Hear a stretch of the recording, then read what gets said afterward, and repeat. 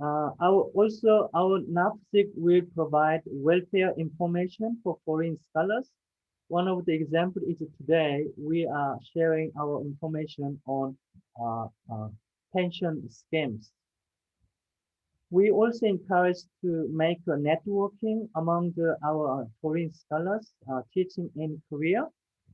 Also, PhD student, we love to provide opportunity of monitoring and consulting for the Korean lifestyle as well as university academic. Our association also supports the process of the national and international funding for the projects of the members through the conference and seminar forum as well as research publication. Now, may I would like to introduce briefly our committee member, Doruk Idish from Sagan University, and also Chamma Kada from Yonsei University, and Alena Flichi from Seoul National University.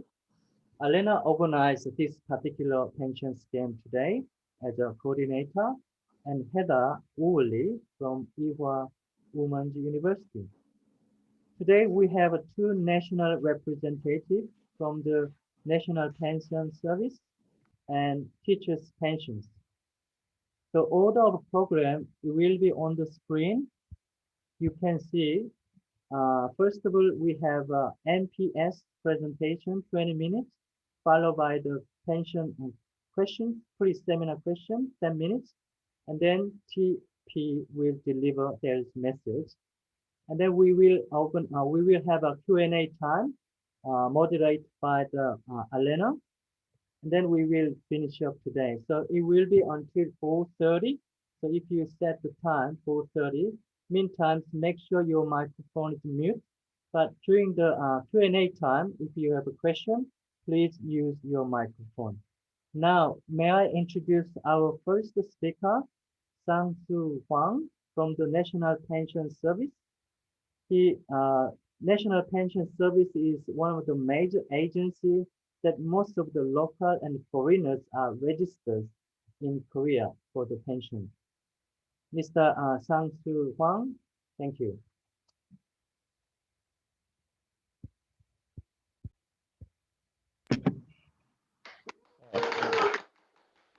Thank you for your introduction. Shall I start my presentation?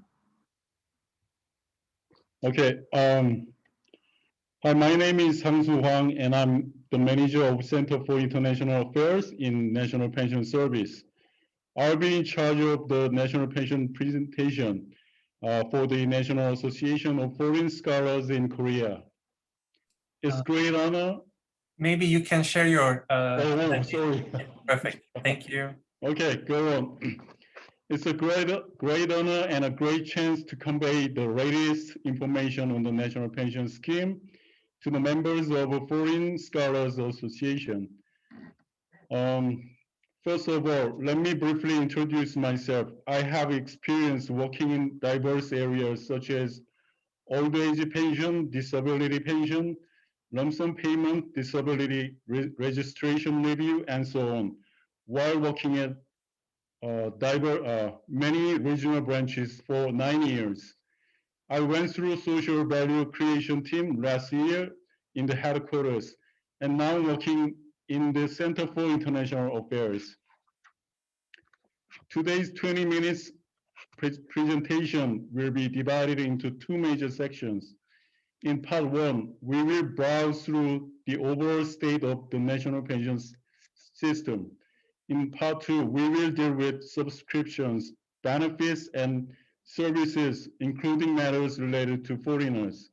During the 10 minutes Q&A session, we will give prepared answers to the three main pre-questions which were collected in advance. Am I reading too fast or slow it down a little bit? Yeah, it's good. Okay.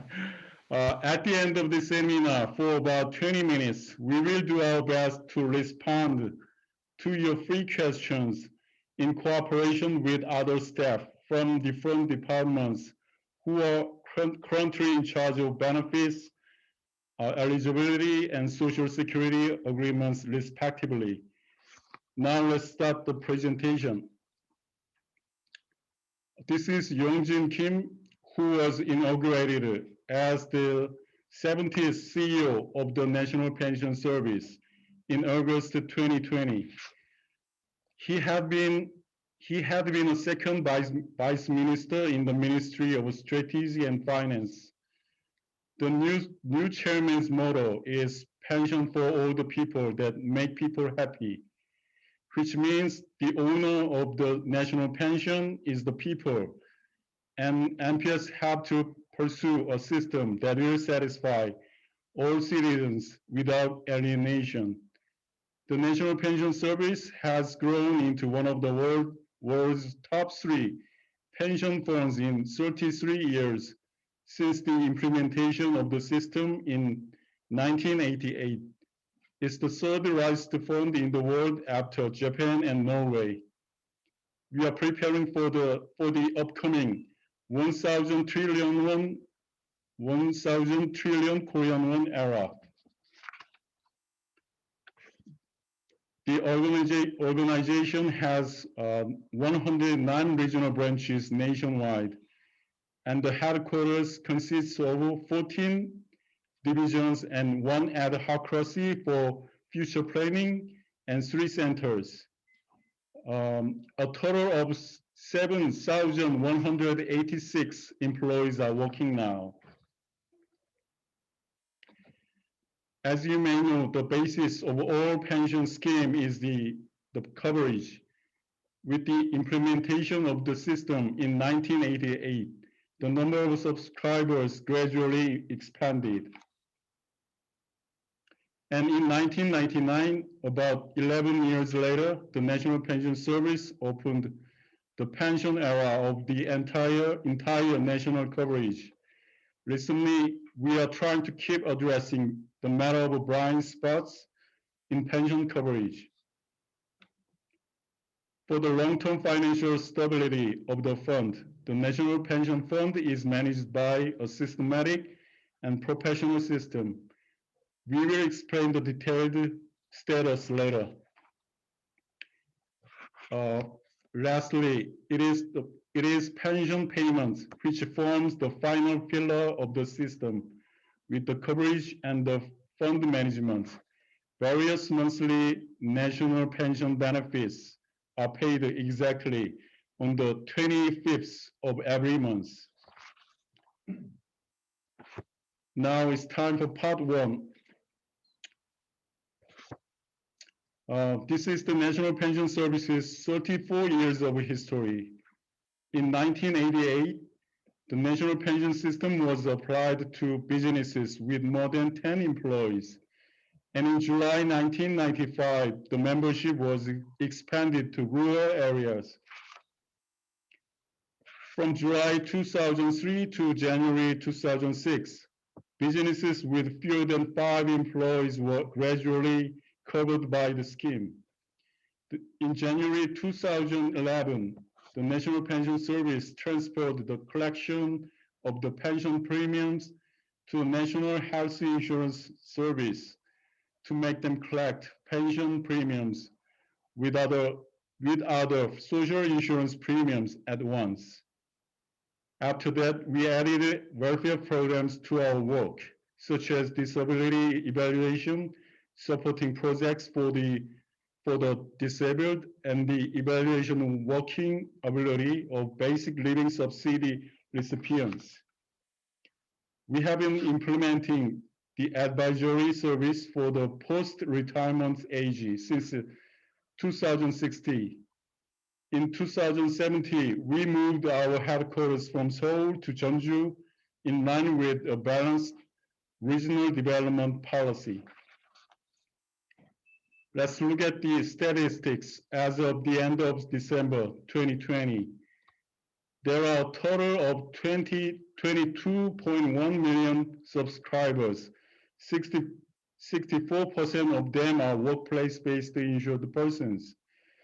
31% are individually insured persons, 1.6% are voluntarily insured persons, and 2.4% are voluntarily and continuously insured persons. The total number of beneficiaries is 5.39 million, with old age pension accounting for 82%, survivor pension accounting for 50%, and disability pension accounting for 1.5%. Now let's talk about the pension fund. The National Pension Fund is the sum of the pension premiums paid by subscribers and profits from fund management, and minus pension benefit payments. So the reserve amount is 833.7 trillion won as of 2020. About 52.7% of these reserves, or 439.6 trillion won, are profits from fund management. Last year, the revenue from fund management was 72.1 trillion won, with a 9.7 earning rate.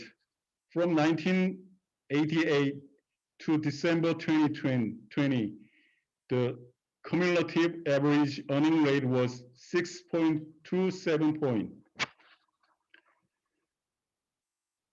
This is a portfolio of national pension funds.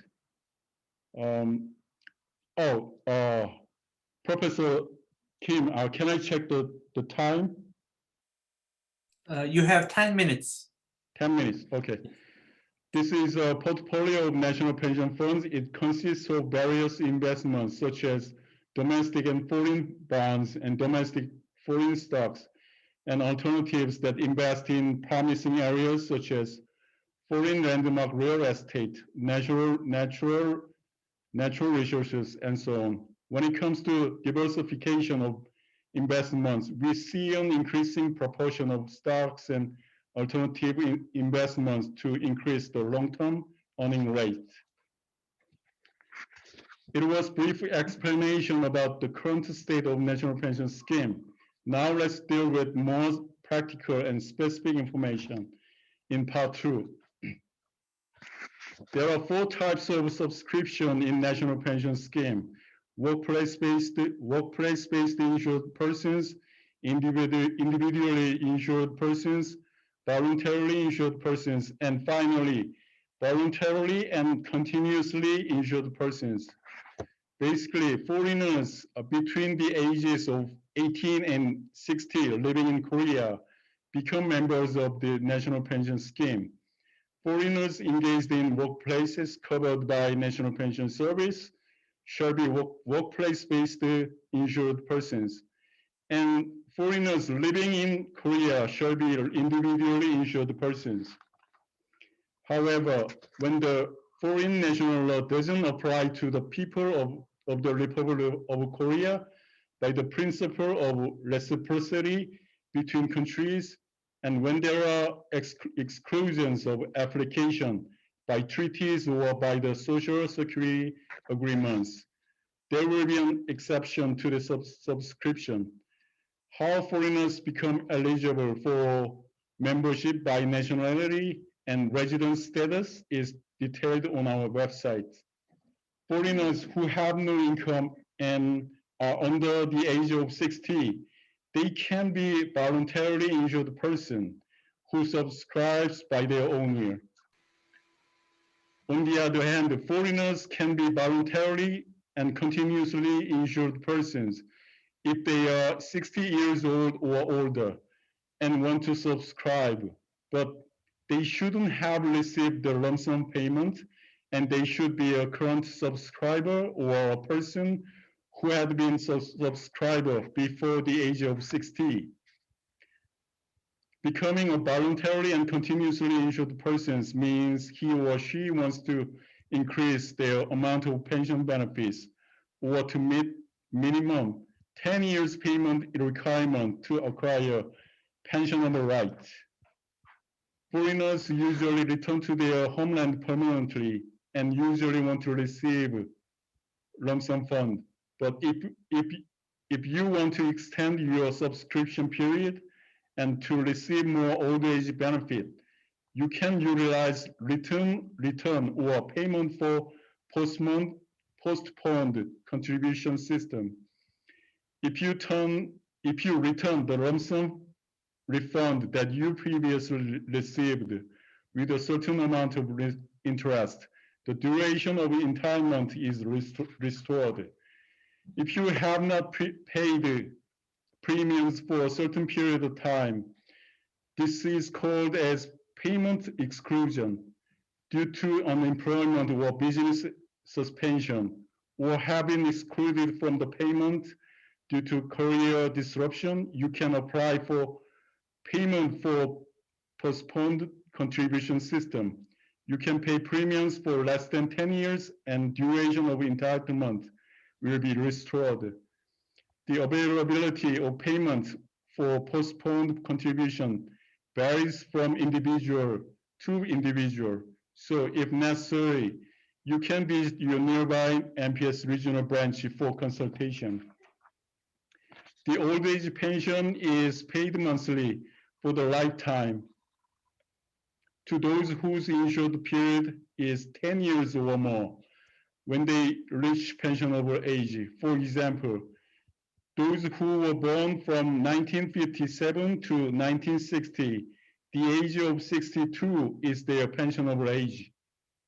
Those who were born in 1969 or after 1969, the age of 65 is their pensionable age.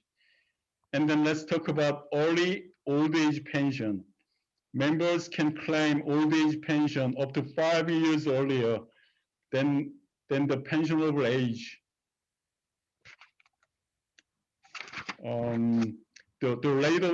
The rate of payment will be reduced by 6% for each year if the pension is taken early. In case of the early receipt by 5 years, the rate of payment will be reduced by 6%. On the contrary, there is old age pension deferment. The members can choose to defer all or a portion of their old age pension for up to 5 years. 5 years after the pensionable age, which is different depending on the year of birth. Those who have deferred benefits will receive another 0.6% added to their pension for each month delayed. 7.2% increase is applied to 1 year of the postponement. So if you defer all of your old age pension for maximum 5 years, you will receive 36% increase in your old age pension for life. 5 minutes to go. Okay. So, and the other benefits, the disability pension is provided to a person having a physical or mental disability, even after being treated or for disease or injury, which came about during his or her injured period, according to the level of disability. And lastly, the supervised pension is provided to bereaved family members when they meet the requirements if the insured or beneficiary is deceased during their injury period. Spouse, children under the age of 25, parents aged 60 or older, grandchildren under the age of 19, and grandparents aged 60 or older are eligible for the survival pension in order of priority.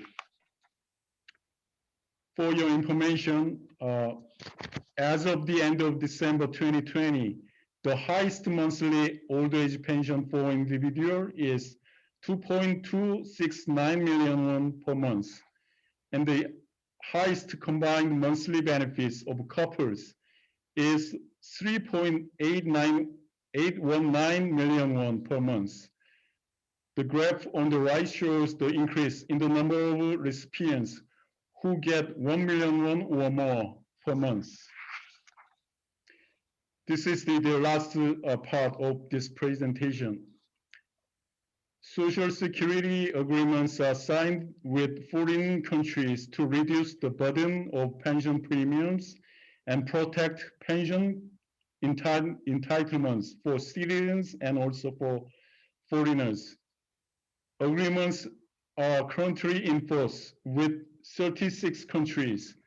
Social security agreements are largely divided into exemption from dual coverage and totalization of the insured period. The exemption is to prevent double payments by submitting a certificate of membership in one country. The totalization of the insured period refers to the creation of proportional portion of the pension by adding up the insured period between the two countries when old age pension are not generated by the insured period of one single country alone. For example, in the case of the United States, if the US pension period is more than 18 months, but it is not enough for insured periods to set up a US benefit. For example, 10 years for poor old age pension in US. It may be possible to set up a US pension by adding up the duration of the Korean national pension. The payment is calculated based on the ratio of average income and the actual length of US membership. Detailed application requirements vary from country to country. Specific information can be found on our English website. Thank you for listening. This is the end of my presentation. Thank you, Sang-Soo Hwang. There was a brief introduction about the National Pension Service. It's because of time limit, we have a pre-seminar questions for the Sang-Soo Hwang. One, as we already informed, something. If I explain, someone 8 years old working in a Korean university, working for 8 years, and then paying the salary was 400 million, and then paying the monthly 400,000 won. And what is the lump sum gonna be? And then what's the monthly payment gonna be at their retirement? Some example questions will be answered by the Sang-Soo Hwang. Next 10 minutes. Thank you very much. Thank you. Okay, due to the time limits for this explanation section for your pre-questions, the Foreign Scholars Association gave us the very specific examples, as the chairman already explained. What about this case, who have the over 4 million average income, and what about the case for the who have over 5 million monthly income? But we can apply those specific examples. So we we made certain very live examples, as you can see in the upcoming chart. So now let's take a look at this the formula. The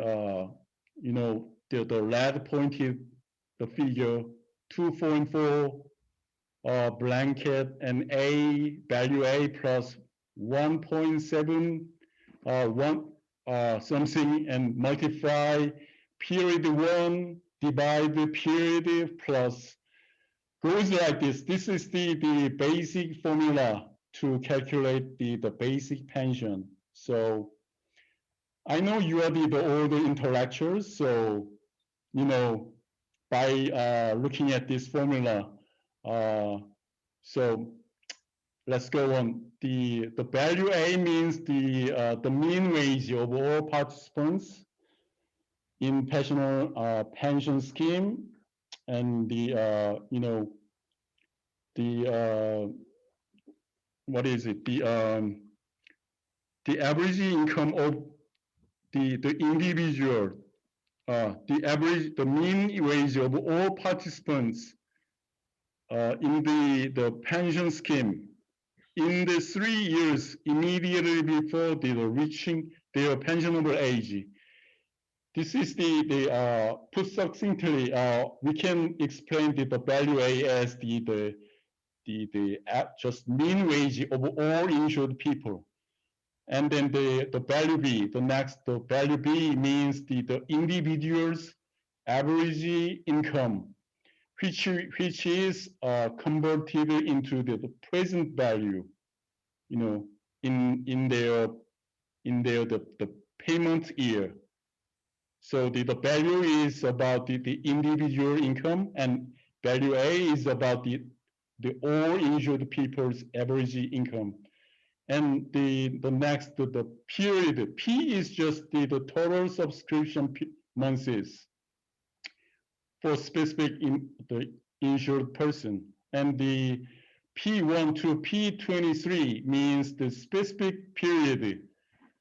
So P1 means represents from 1988 to 1998, and P2 from this, and the P3 is specifically 2008, and P4 means 2009. It goes like this.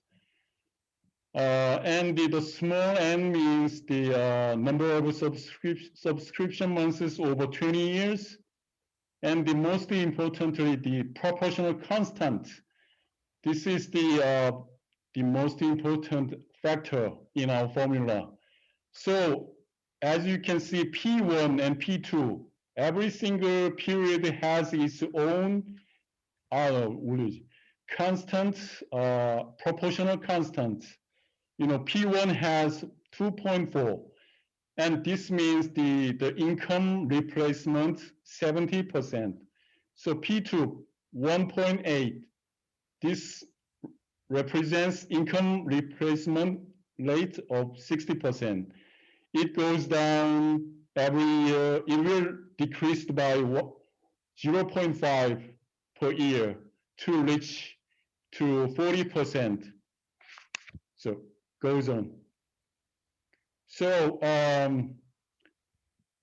so let's look at this specific insured person's case, who was born in July 1955, and he has been insured during these specific years, during specific period, and then we decide the proportional constants and their average incomes goes like this,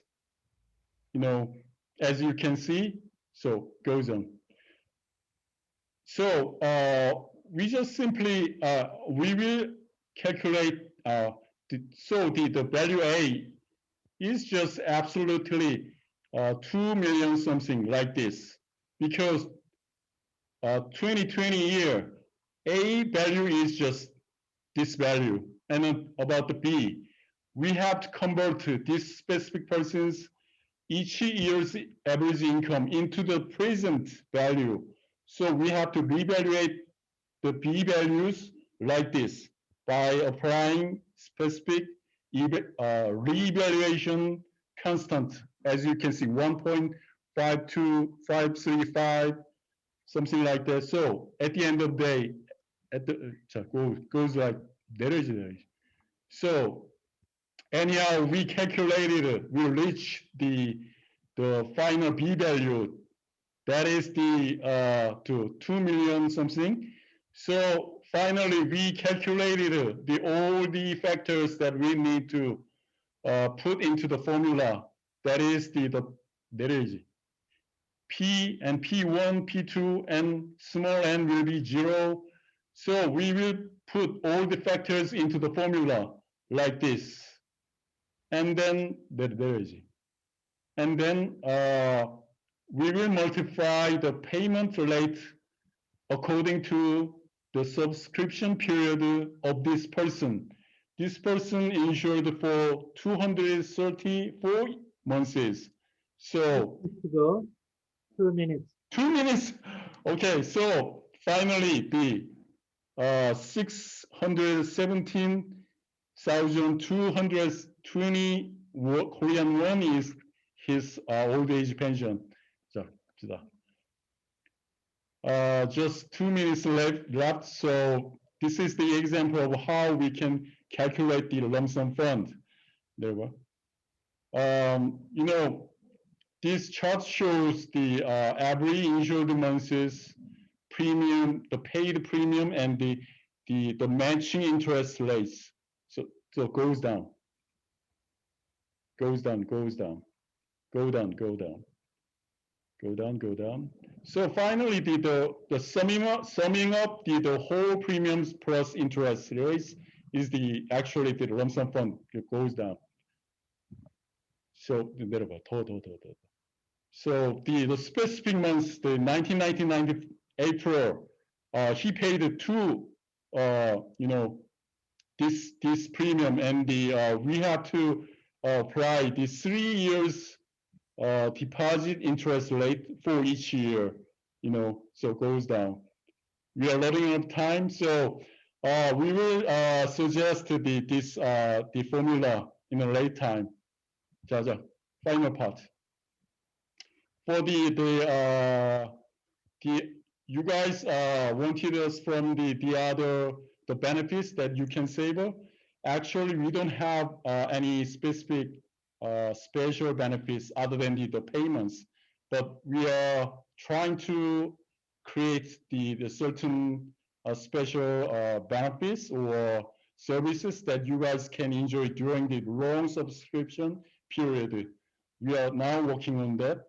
And then the final question, what will be the common episode when foreigners apply for lump sum fund is certain foreigners submit the round trip airplane ticket when they apply for the lump sum fund, and then we can accept it as the permanent leave from the Republic of Korea, so we can proceed the lump sum fund procedure. So you guys should submit the single ticket, one-way ticket, one-way airplane ticket.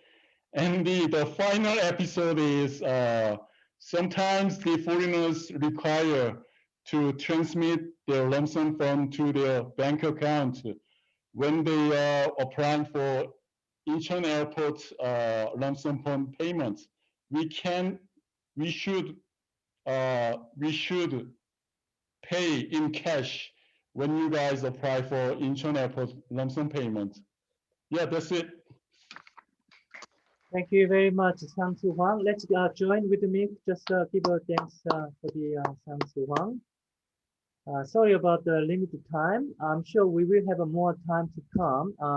After this seminar will be recorded and it will be updated. So if you are more detailed, after this seminar, maybe in 10 days, just come back to our website, some more details. And if they have an email address, you can personally approach. Our second speaker is from the Teachers Pension Services, Dr. In-Young Jung. In-Young Jung is specialized in teachers' pension. Today he will deliver for those people who teach in Korean universities, especially in a private university. Thank you. Let's welcome In-Young Jung. Hello, everyone. Can you hear me? Yeah. Yes, okay. My name is In-Young Jung from Teachers Pension, and I'm a research fellow of Pension Research Institute. And I'm honored to be invited to NAFSIK seminar focusing on Korean pension schemes, and happy to share my presentation with you guys. Tom? Today's talk is on what is teachers' pension scheme and coverage and contributions and benefits and common issues on foreigners. Teachers' pension scheme was introduced in 1975 to guarantee social protection for private school personnel and their families by providing comprehensive benefits such as retirement, survivors and disability pensions or lump sum payments. To enable private school personnel to receive the same benefits as their public school counterparts, the TPS adopted a scheme identical to that of the government employees' pension scheme in terms of benefit type and formula. As a result, the TPS offers a comprehensive package of Social Security services beyond pension benefits, such as accident compensation benefits, condolence benefits, and various welfare services. The TPS is operated on a social insurance basis, and the pension fund is funded by a fixed rate of contributions from school personnel, school institutions, and the government, as well as through fund operating profits. The government, which recognizes the important role that private schools play in public education in Korea, makes partial contributions through school management institutions. Teachers' pension administers collection of contributions, determination and payment of various benefits, management of assets, etc.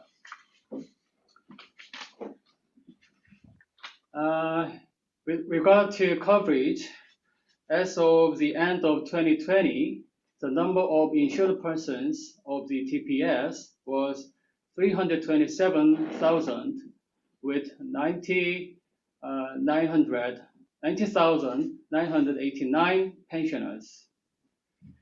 The TPS covers school personnel from a private school established by a school foundation and other private schools designated by the Minister of Education. However, those who are employed temporarily and are employed under a certain condition, and those who do not receive any wage shall be excluded. Contributions are collected from individuals, school institutions, and the government at a fixed rate.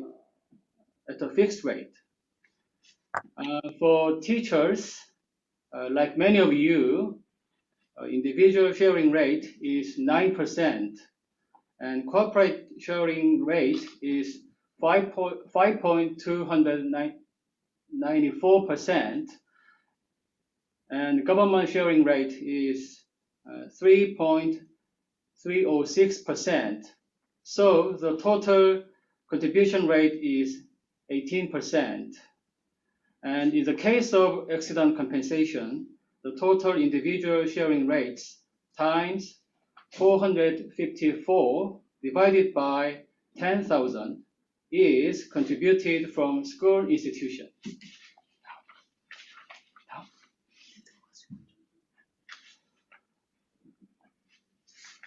So let's move to benefits.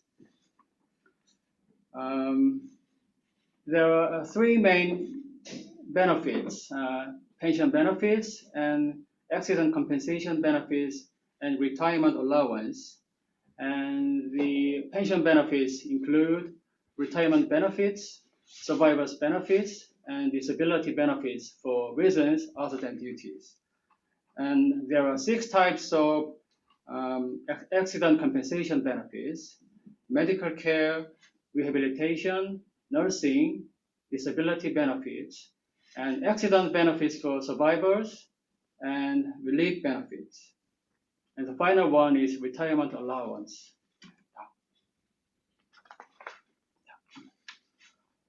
So the first pension benefits we need to look at are retirement pension. This shall be paid when a claimant reaches 60 years of age in 2021 increasing to 65 years in 2033, with at least 10 years of contributions. And secondly, lump sum retirement pension is for retirees with at least 10 years of contributions, can choose lump sum retirement pension or lump sum retirement pension after deduction. And fourthly, a retiree whose working period is less than 10 years can take the lump sum payment on retirement, which is a refund of contributions with interest. And the second pension benefits are survivor's pension. Firstly, survivor's pension shall be paid when a teacher or staff member with more than 10 years of contributions or a retirement pension recipient for more than 3 years dies. Secondly, additional payments to survivor's pension shall be paid together with survivor's pension when a teacher or staff member with more than 10 years of contributions die. Thirdly, special additional payments to survivor's pension will be paid with survivor's pension when a retirement pension recipient for less than 3 years dies. And fourthly, when a teacher or staff member with more than 10 years of contributions die, his or her survivor can choose lump sum survivor's pension instead of survivor's pension and additional payments to survivor's pension. And the final one is lump sum payment to survivors. This shall be paid when a teacher or staff member with less than 10 years of contributions die.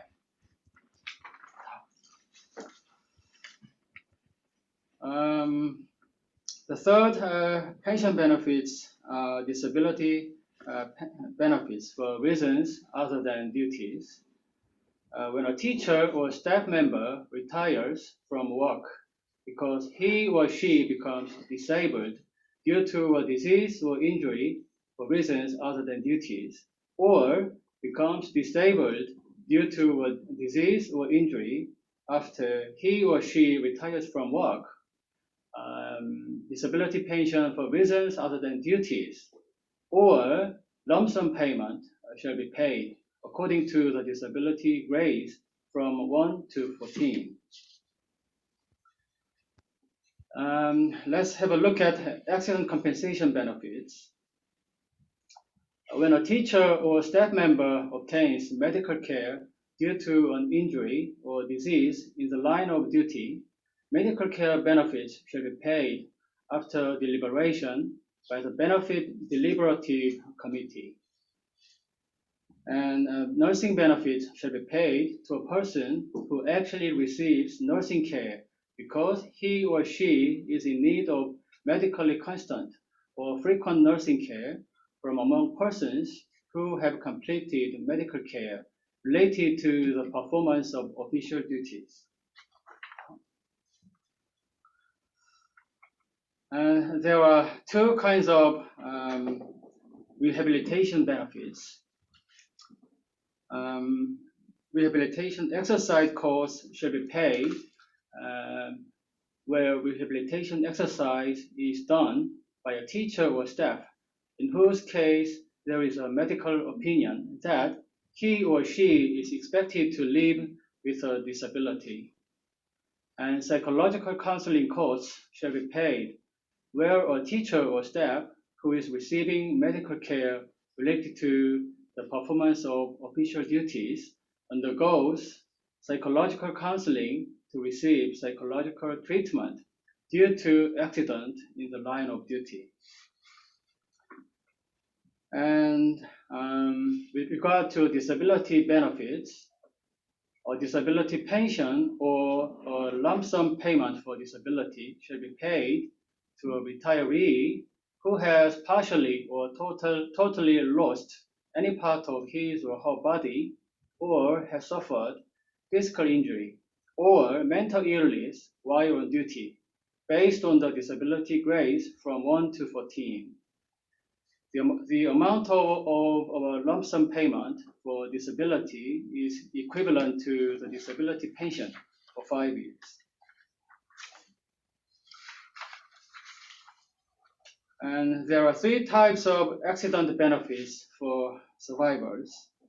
On the one hand, where a teacher or staff member entitled to receive a disability pension is deceased, a survivor's disability pension shall be paid to his or her surviving dependent, which is 60% of the amount of a disability pension.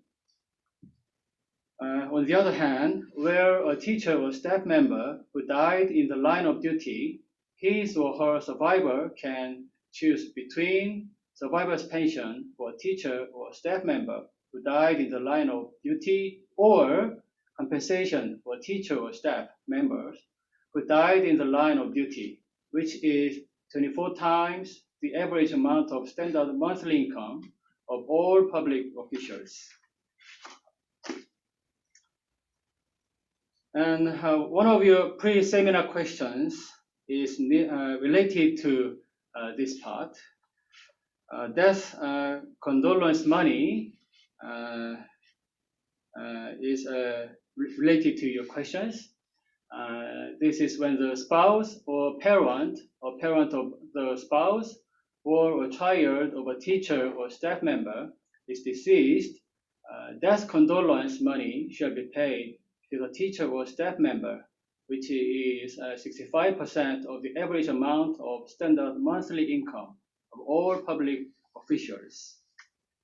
In addition, when a teacher or staff member is deceased, death condolence money shall be paid to his or her spouse, which is twice the amount of standard monthly income of the relevant teacher or staff member. How to apply? Fill out the form 205, application for condolence benefit, and send it to teacher's pension with necessary documents. And you can find the more information on our website. And disaster relief money is granted. 1/3 of more of house of a teacher or staff member has been destroyed or damaged due to natural or artificial phenomenon, such as fire, flood, heavy rain or snow, tsunami, or others. And you can find the information on how to apply as well from our website. The final main benefits of TPS is retirement allowance. This is an additional to the basic retirement benefits. A teacher or staff member who has served for more than 1 year before retirement qualifies for retirement allowance. The amount of the retirement allowance multiplies the final salary by the ratio for each year in service. And the ratio varies from the service years, which ranges from 6.5% in case of 1 to 5 years to 39% in case of over 20 years.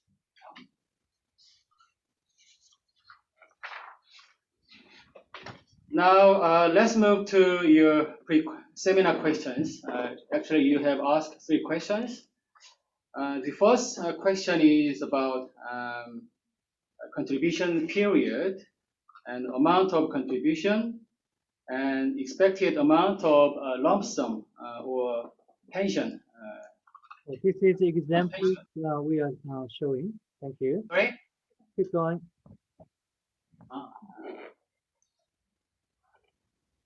Keep going. Thank you. This is examples. Yes, examples you have given me. So I'd like to say that there is no direct relation between the amount of retirement benefits and the amount of contribution you have paid. The benefits are mainly calculated by contribution period and standard monthly income. So the basic formula for lump sum payment on retirement is standard monthly income, which is final salary, times monthly contribution period, divided by 12, times 0.975. And basic formula for retirement pension is average standard monthly income times monthly contribution period divided by 12 times 1.7%, which is accrual rate. And the pension benefits are adjusted annually in line with the consumer's price index. So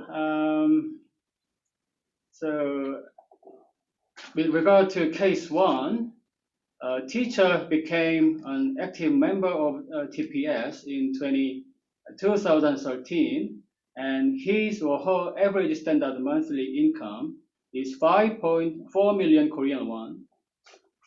If he or she retires now, the lump sum payment expected to receive would be 55 million won, and the monthly retirement pension would be 870,000 Korean won. If he or she works two more years, in total 10 years working period.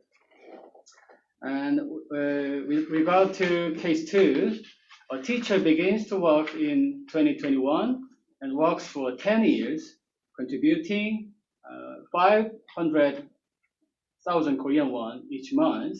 The amount of monthly retirement pension expected to receive would be 790,000 won.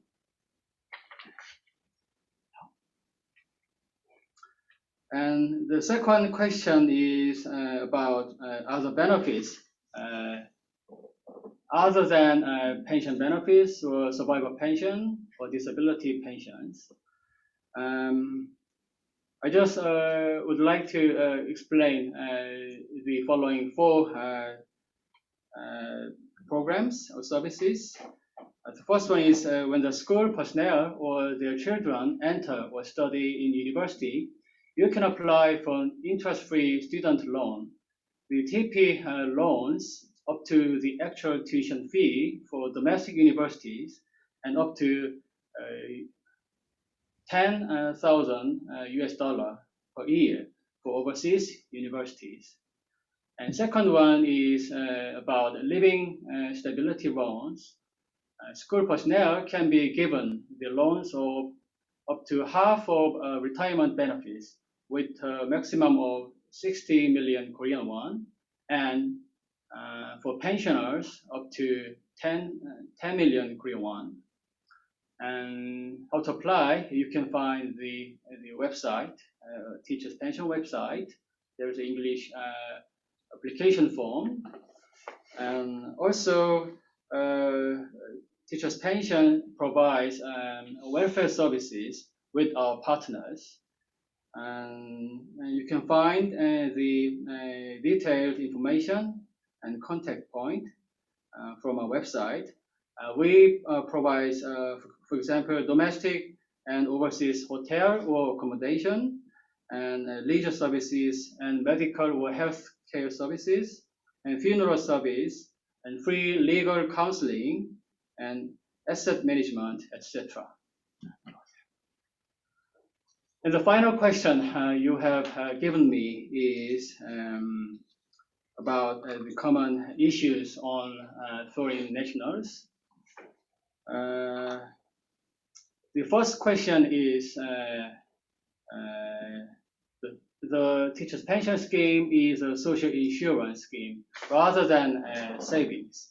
So your contribution payments are not savings, but go into pension funds.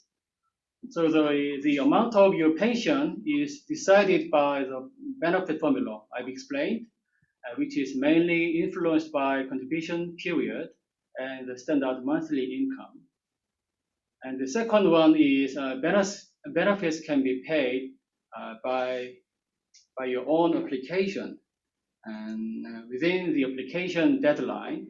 So you need to apply for benefits by yourself and be aware that benefits shall be claimed within 5 years for most of the benefits, or 3 years, for example, medical care benefits, nursing benefits, and relief benefits. Otherwise, the right of claim for benefits expires. The third one is when applying for benefits, you need to provide accurate information on you, such as your full name and ID number, etc. And finally, if you change your email, phone, address, etc., you must report it to the teacher's pension as soon as possible. That's it.